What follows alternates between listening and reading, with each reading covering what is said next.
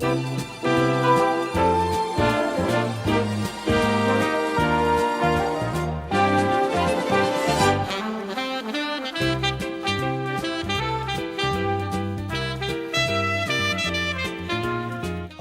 and welcome to Biddeford Today. I'm your host, Roger Herchabes.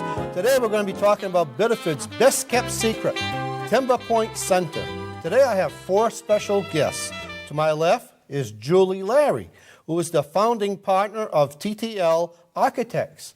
And to her left is Sue Ewing, the daughter-in-law of Timber Point architect Charles Ewing.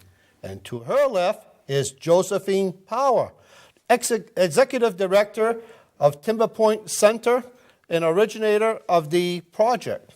And to her left is Susan Swanton, who is a board member of Timber Point Center. And welcome, ladies, to the program. Thank you. Thanks, Roger. Okay, we're going to start with a little bit of the history, and then we're going to start with this lovely lady here in the center. So let's talk about Timber Point. Well, the Ewings were looking for a place, and they found Timber Point. And at the time, it was owned by a Mr. Wicks, who hoped to develop the property. And he couldn't do it because of the Depression. So the Ewings were able to buy it, stop the development, and then my father-in-law designed a wonderful house right on the water. And with the property came Edgar and Nell Berry, the caretakers of the property. And they worked for the family for 27 years, I think, until Edgar died. Wonderful people. And the Ewings had Timber Point as their main residence. They loved it so much, and they spent quite a bit of time there. My first visit there was extraordinary because there was a staff. There were 2 Irish maids, and an awesome French cook, and an Irish man who did all kinds of things, and the Barrys, the caretakers. Nell did the laundry, and then there was another man who drove Mr. Ewing around and did some errands. So it was gracious living and high standards. We had 5 meals a day: breakfast, coffee at 11 with cheese and crackers, lunch, tea at 5 with sandwiches and cookies, and then supper. It was something else. And things ran very smoothly. I can remember the downstairs maid always polishing and polishing. The Ewings had some interesting friends. They were friends with Margaret Deland and Booth Tarkington and Kenneth Roberts, and they used to spend Booth Tarkington's birthday with him every year. And I came across something in my husband's diary from 1935 that said Mr. O'Hara had an art school across the river at Goose Rocks Beach, and Bob just said, 38 O'Haras coming for tea today. Mr. Ewing invited them to come to the property and paint, and they loved doing that. So it's been used as a painting place for a long time. So Timber Point is located off the Granite Point Road here in Biddeford. And I visited your facilities a while back, a couple months ago, and I fell in love with it. Because you could relive the past there with the building. And I was amazed by the amount of bedrooms that there was in that place. 14. Now let's talk about the bedrooms and who lived in, who slept up there. Well, the first time I went, I was in the guest room, which had a bed with a canopy. Mm-hmm. And it was pretty elegant. 2 openings on the ocean. 2 corners. Mm-hmm. And then there were the 2 rooms that my husband and his brother shared. I mean, it was a little section. And then the master bedroom for couples who would come and visit, and a room across from that. Then there was what we turned into the nursery. It used to be 2 rooms, a maid's living room and Mrs. Ewing's sewing room, but we opened it up for the kids. And then there were 1, 2, 3, 4 bedrooms for the staff, but by the time I was in residence, it was the boys' quarters. So then downstairs, there were 2 bedrooms on one end and 2 bedrooms on the other end. Mr. and Mrs. Ewing's bedroom, huge, with a dressing room off that and a closet off that. And then Charles Ewing's, young Charles, the son, I think they wanted to keep an eye on him. So his bedroom was close to the parents' bedroom. Mm-hmm. But he learned to climb out the window. Yeah. Also, too, if you ladies want to speak up, you'll go for it. Okay? Yeah, do. Also, too, I was impressed with of course, some of the buildings are there, but some other buildings are not. Can you explain to me what was on the grounds at that time when you were down there? Oh, yes. The laundry house, really, had a big laundry room, and on the side was the woodshed. And then there was a building sort of attached. It went all the garages, and then the workshop, which was huge. And then attached to that was what we called Pat's room, because Patrick Burke, the Irishman, had his quarters there. And he had a bedroom and a bathroom and a little stove and so on. And he could have his privacy. Right. Let's talk about the mission of Timber Point Center. Sure. Well, Timber Point Center's basic overall mission is to preserve the National Historic Register eligible buildings and adaptively reuse them as a low-impact meeting and retreat center. Because the property is owned by the U.S. Fish and Wildlife Service, we would need to develop an agreement with them. And part of our mission is also to complement their work and promote the goals and teach about the ecosystems there and the environment there, and kind of be a model for what historic preservation and conservation can look like together. Mm-hmm. It's really lovely out there. You know, you see the ocean, you know, and that big, huge living room that was out there, you know, because that facility did close in, 2011? The property sold from the family to the U.S. Fish and Wildlife Service in 2011. 2011. Yep.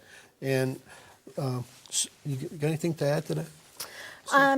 To go back a little bit to what Joe was talking about in terms of the mission, I think a retreat center like Timber Point really offers folks an opportunity to disconnect from the craziness of our modern world, kind of get back in touch with, or I'm assuming for some folks it may be a first encounter with, being in a place that has such natural beauty, and really having an opportunity to understand how humans fit in that natural world, and how, with the world population being what it is today and only getting larger, we're going to need more opportunities for people to connect at that level and to understand that each and every one of us has to play a part in taking care of what is so dear to us, and what really truly can't be replaced, whether it's the buildings that no one would ever be able to afford to build today, or the beautiful natural environment that's there for us to enjoy. Because there was quite a few buildings on that property, you know, and there was a lot. And of course, time, you know, and it's sad because, you know, it was from what I saw of it, it had to be a lovely, lovely landscape and beautiful place. How many acres over there? Over 100, including the island, so probably 115, 20 acres, about. Wow, that's huge. Yeah. That's huge. What do you have to say on this subject? You're pretty quiet.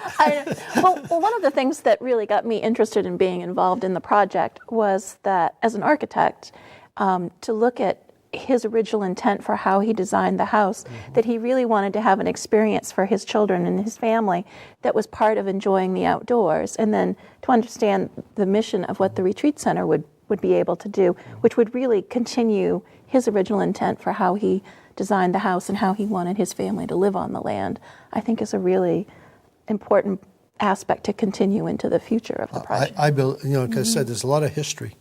You people don't know how much history you have on that property, and I'm glad what you people are doing. I really am. And that's one of the things, we want it to be a place of lifelong learning, so people can learn about the local history and people can learn about the natural world there, the natural history. So it will offer both of those things through programming.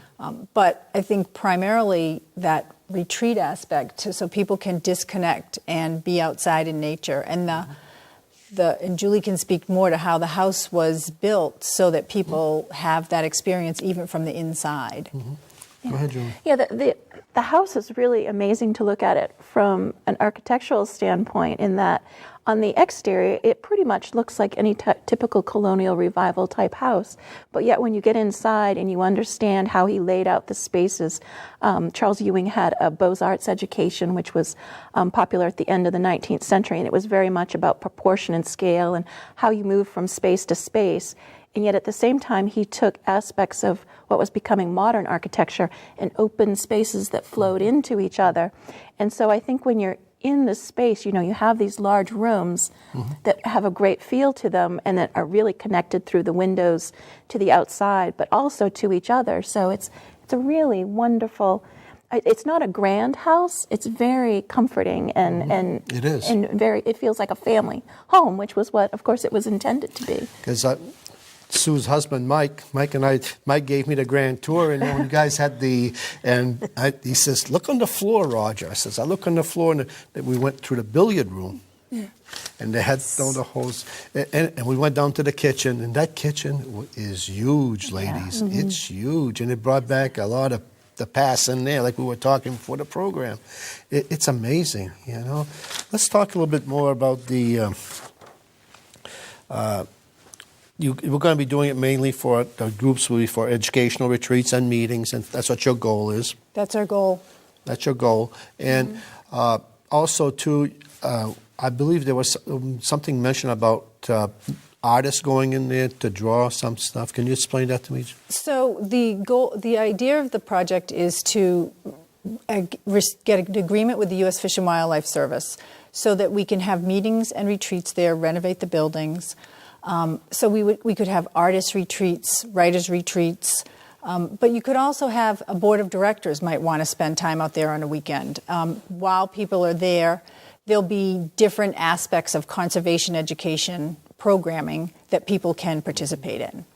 It's really a simple idea, but it is bringing people out of their normal routine into a really special, unique place that most people won't have an opportunity to see anywhere else. I know you worked very, very hard at this for the last. I've seen, you keep emailing me and all this stuff that's going on.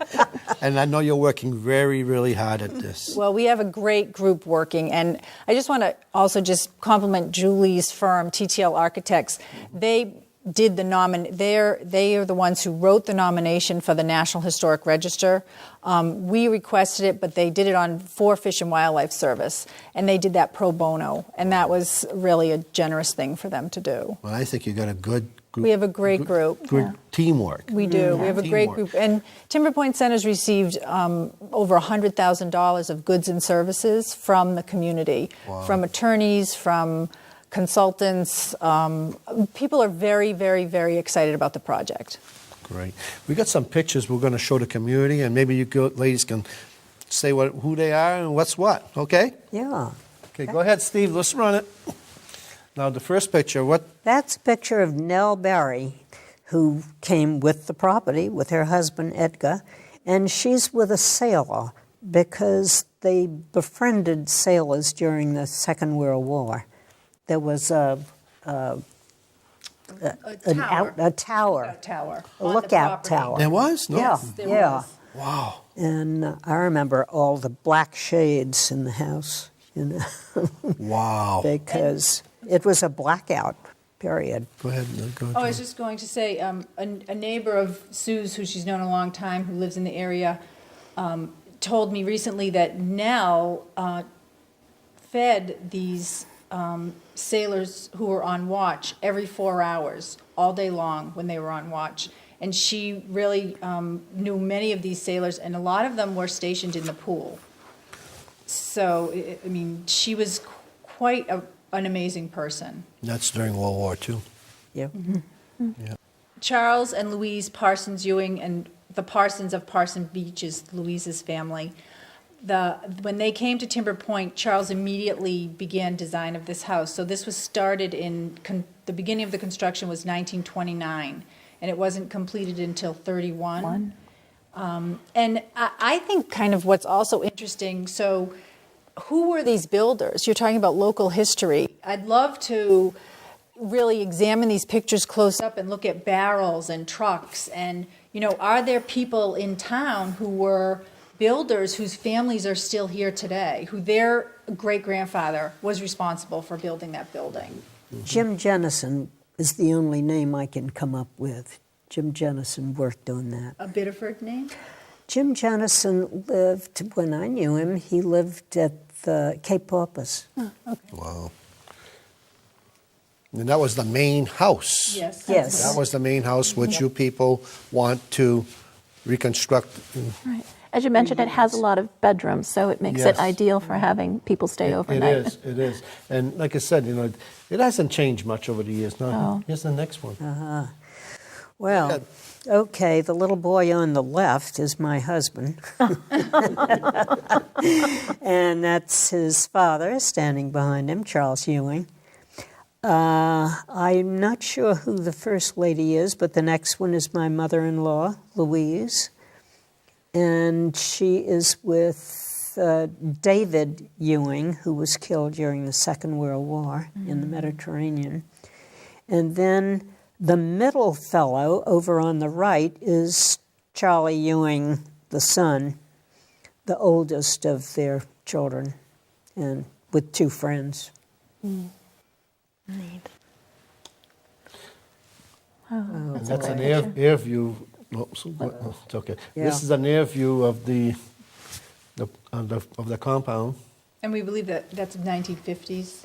Yeah, I think so, because you can see a number of the outbuildings that were built after. you can see 'em. They were slowly adding outbuildings as Yeah. they could. Yeah, and over there too, they had a pool and everything in there. I was surprised, you Pool know. was something else. Yeah, some of my kids learned to swim in that pool. And it was a saltwater pool? Yes, Yeah, it and was. The water was pumped up at high tide. Well, I had the great tour guide. You had the plumber. I had the great tour guide, and he showed me everywhere. He showed it to me, and he said, "Oh, it's filled in today, but look." Well, he was explaining to me everything. Michael was. Yeah, It was great. yeah. He spent a lot of years out there working at that That's what he property. told me. Yeah. That's what he told me. Okay, we'll get another picture coming up. There you go. So that's the house today, and That's it. there it is. It's It's beautiful. It's You know, pretty it's spectacular gorgeous. It's gorgeous. Yeah. It's A lot gorgeous. of Look at weddings that. there. Wow. You know, it's amazing, you know. And, you know, you're driving up this little dirt road, and you get to it. Oh, wow. You know. My father-in-law had the road put in. Of course, there was nothing. Oh, my gosh. Is that right? Yes.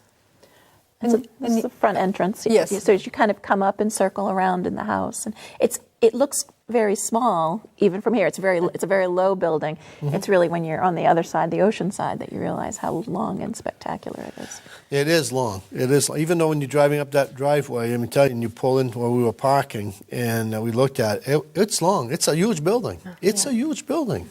and there are features of it that I think are really, really special in terms of personalized. Yeah. When you walk in the front door, I don't know if you remember, Roger, immediately to the right, there's a room with a sink in it.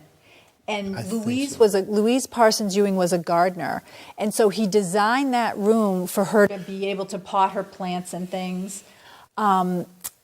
she had a diorama of the whole property, and she would move gardens around. So she developed all the landscaping for the property, which is pretty amazing that she took that on. I remember that. Yeah. I do remember that, Joe. I And the remember it. piano was, she played the piano, so he built, the piano's no longer there right now, but the piano was in the billiard room, and that it was a cutout for that piano that he made. And there were little features like that were personalized to his family. Little cupboards and different things all through the house. There's an image There's of a the great, dining room. yeah, the dining room. It's too bad that the furniture is all gone today. You know, that would have been.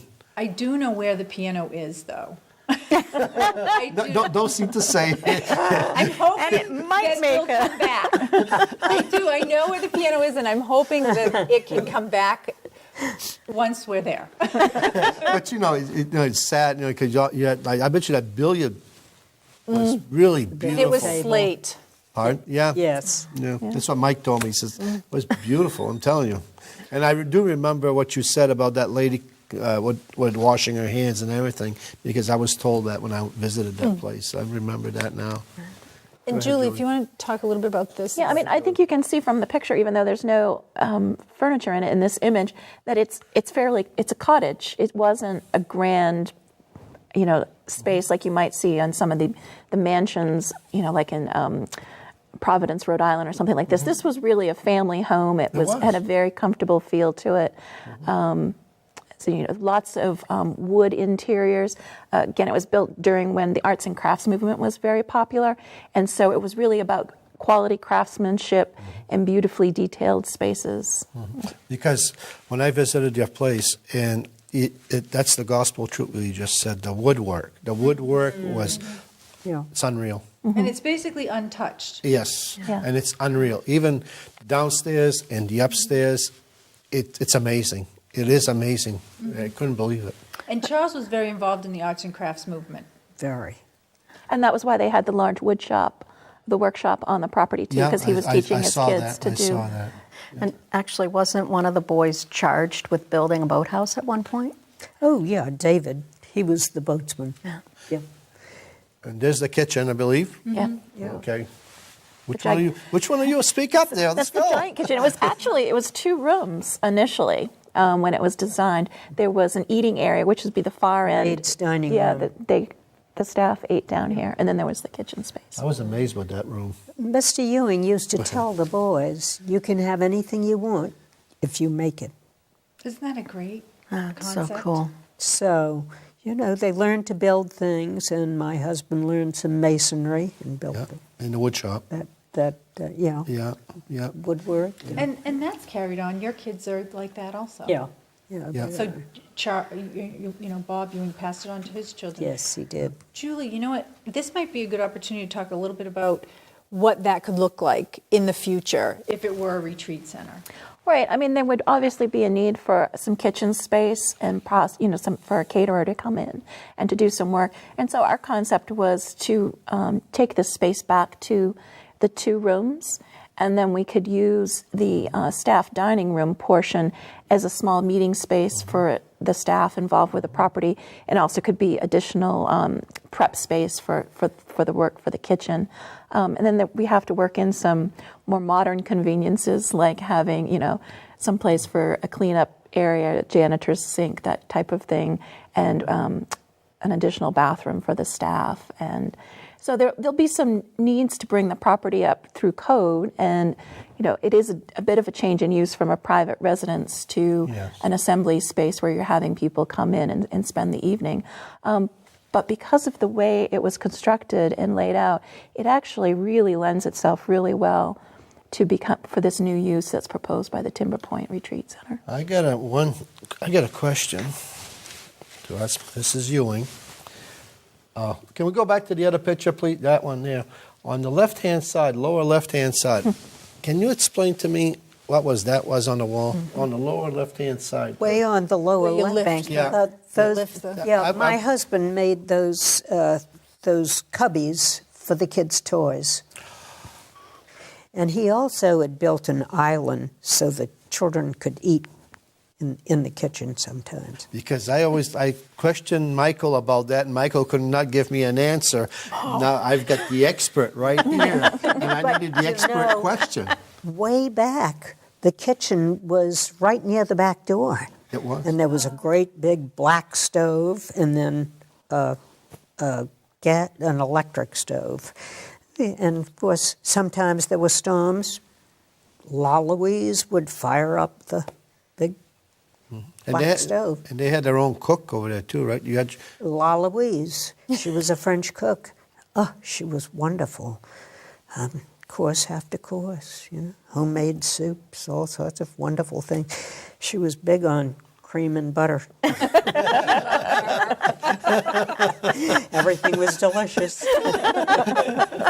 Let's look at the next one. How about this one? That's David's bedroom. One of the two boys, my husband, Bob, and David, were very close of an age, and they had the two little rooms that kind of joined together almost. Look at the woodwork. See, I was trying to Yeah, tell you, ladies. Look at the beautiful woodwork. It's amazing. What it was like, and all the rooms were all that same type of woodwork. With everything. And even where there's color, he liked the knots to show through. Yes, I heard about What is, that. is that a He process? stained rather than Yeah, painted. Yes. Yeah. painting, yeah. And throughout the house, so you can still see the wood underneath. They're really beautiful. And again, easier on the maintenance front as well. It was, but it's also about bringing the nature inside into the Yes. house, Yeah. Then there's the It's the stair hall That's the- upstairs. the hallways Yeah. leading to the bedrooms. Different bedrooms that were up there, and look at the woodwork. It's amazing, and it still is like that today. Yeah. It is. And just the way the light kind of flows through that space. Yep, Sue. Yep. It's amazing. Oh, look at this one. It's the dining room. Yep. That's what it looked like at that time. When you were And again, the dining room is a perfect example of that outside coming in. So you were right up at the dining room table, so the water was right there while you were eating dinner. Yeah. It was beautiful up there. Was that the last one, or we got some more? No, that's all. But it's amazing about that place. It's amazing. It's so much history, so much history in the past. Well, I just want to bring up one Go ahead. thing, Go ahead, Joseph. which Sue talked about once, which is so interesting. So the family sold the property to the U.S. Fish and Wildlife Service. And interestingly, the first Secretary of the Interior, which is the U.S. Fish and Wildlife Service is under, was Thomas Ewing. So the very first Secretary of the Interior for the U.S. was a Ewing, and his adopted son was William Tecumseh Sherman, because they were neighbors. And when Sherman's father passed away, the Ewings took him in. They adopted him. Wow. They adopted him. So there's a lot of history in the family as well as the local history there. Yeah, we were talking at the beginning about. She was mentioning about Kent Roberts. I seen his place at Kent Port, and it was amazing up there. That rocky pastures as you go up that road and you get to that beautiful home, And of course, he was an excellent writer too. He was an excellent writer, Kent Roberts, and of course, he associated with the Ewing family. And there's some great correspondence between Kenneth Roberts and Charles Ewing.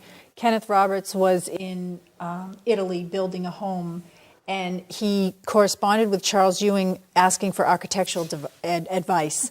And so Charles would write back and give him what he should be doing. But the architectural part is really interesting, but also what was going on over there, and what workers were paid, and just the whole lifestyle that Kenneth was living over there while he was in Italy. So what is your goal for fundraising and things of that nature to bring this? You're talking about grants that you people are having. Let's go more in depth into that. Well, right now we are still working to secure an agreement with U.S. Fish and Wildlife Service. Okay. So we have raised money for Timber Point Center, the business, not for the property. Okay. And we've secured 3 grants so far because people are very excited about the project. It is. I mean, it's unbelievable. I think it's important to note that we are a 501c3, So the money that we have been able to access via grants has all come from foundations. If we can get an agreement with Fish and Wildlife Service, the onus of all the restoration and the continued maintenance on the buildings that we use as the retreat, we will do the fundraising for that. That will not be money that the Fish and Wildlife Service will have to pay from their own budgets to take care of the property. So I think that's kind of a different sort of model than what the government typically works with, but I think it's one that really could protect a national treasure. I mean, we treasure it because it's in our town, it's in our backyard, but it really is a national treasure. And I think the Fish and Wildlife Service has acknowledged that simply by the fact that they agreed to purchase it and are working through this process to determine how they will move forward with the property. Mm-hmm. Julie, you got anything to add on that? Well, I think it would be very important to have someone occupying the building. Certainly in my job, when you see a building that isn't inhabited, whether commercially or as a residence, it doesn't take long for these buildings to deteriorate. It's really important to have somebody in the building that serves as a caretaker for a property, especially a wooden property on the ocean, which can be tough. And I'm sure the family went through some storms and had to do some repairs. It's important to these buildings that there's somebody using them and actively using them. And I think that this house, like many of our mill buildings, really lends itself to being reused in a very limited way that would be respectful of the nature around it. Because, a lot of the buildings that when I was young, and so is this lovely young lady here, people, I don't know, today they tear these old buildings down, but there's so much potential in it. Mm-hmm. There's so much potential. We saw, as young people, and when they deteriorate, I feel bad about it. But what this is, one of these buildings like this, the mills, you people are on the right track. Yeah. I'm all for you guys, 100%. Well, it's win-win-win. Conservation wins, historic preservation wins, and the community wins. Yep. Because people can use the building. Yep. And I would add to that in some respects, even though the retreat is next to the ocean, a lot of the work that we're doing is actually happening in town and will continue to happen in town. One of our grants has allowed us to take a small office on Main Street, and that office will remain even if we get the go-ahead from Fish and Wildlife to restore the property. All of the programming that we have done for the community this past year has been done in town, and additional programming that we might like to do like that would continue to be done in town. And so we see as part of our charge, I think, to kind of keep that connection strong between the property at the end of Granite Point Road and the people who are living in town.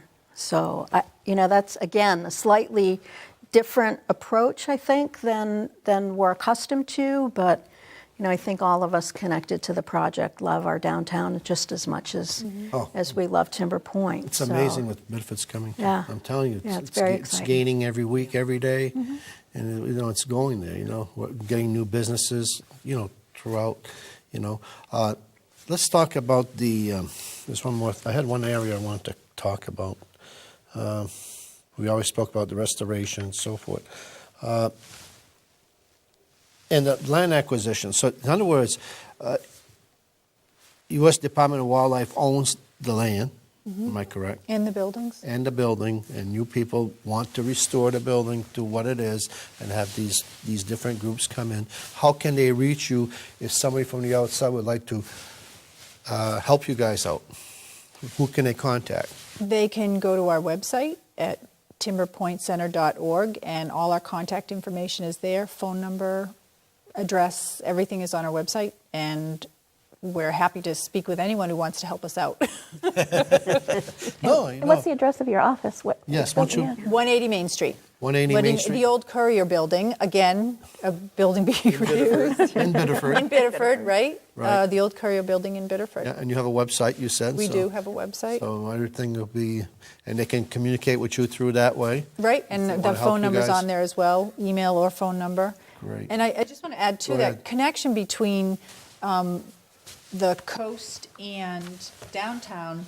It was part of the master plan of the master planning committee, was to really try to connect those two areas up more. Sometimes they're different communities, and Timber Point Center moves that goal forward in a way to make sure those two areas kind of connect better. I think Timber Point Center really balances historic preservation and conservation and continues that tradition of retreat space. You know, it's sort of the best, highest use of the property.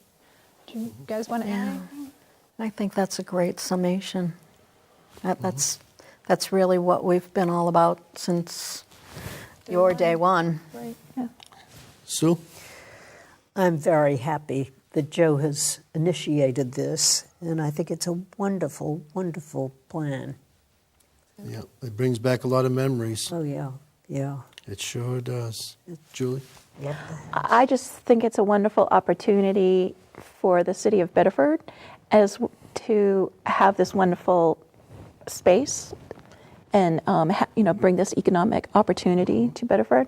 And I think it's a great way to continue Charles Ewing's dream for his family I agree. and for the property. I agree.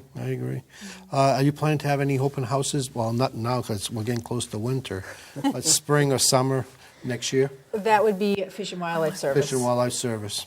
They are in charge of the open houses. And they had some in October, they had some. And Yes. how was it well received to the community?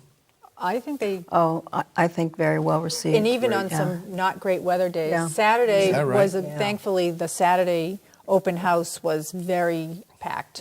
So a lot of people were able to see the property. Great. Great. I'm glad for you people. I want to thank you all for coming. I appreciate it very much. And I hope your dreams come true. Oh, thanks, Thank you, Roger, Roger. very much for having us. Thank you. I'm Roger Hirschbees for Benefit Today. I hope you enjoyed our program for today. Until next time, thank you for watching.